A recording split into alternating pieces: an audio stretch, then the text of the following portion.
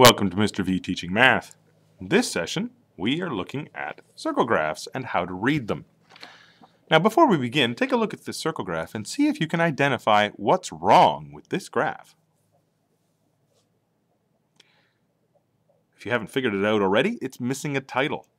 In fact, I don't even know what this graph is about, because it doesn't have a title. Let's pretend for a moment, though, it's about visitors, a country of origin, who come to Kitchener-Waterloo to visit the Oktoberfest event. Maybe. Reading a circle graph, the beginnings is pretty simple. You might have a question like, what percent of the visitors at Oktoberfest are from France? Well, then you'd go read the number right over here and see that it was 16%. Or you might have a question like, from which country did the most visitors come from? Well, that would be over here. That'd be Germany. Those kinds of questions are pretty simple to work with. What if you're working with a graph like this one? And the question was, what percent of people like apple pie, since this is about different kinds of pie?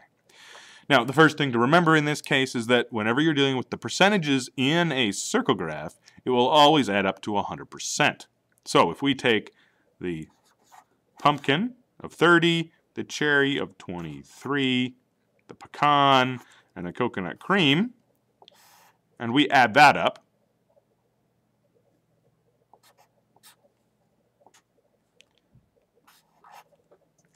whatever we need left over to make 100, which in this case would be 36%. That's another kind of question you might get asked. That one's relatively simple. Something slightly more complicated. Let's say they wanted to know exactly how many people in this particular survey preferred apple pie. Well, first of all, we need to know how many people there were surveyed. And for those of you who are in my class, we've done the percent unit already. So this kind of thing can be built on questions that are based on this.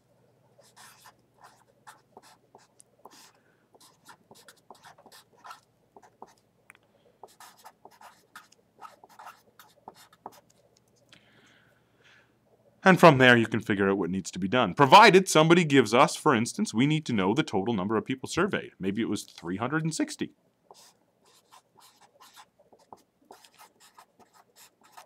And then we would need to know the part. And from there, you can figure out what you need to know. And there are a number of different ways that could be done. But that is pretty much all you need to know for our lesson on reading circle graphs.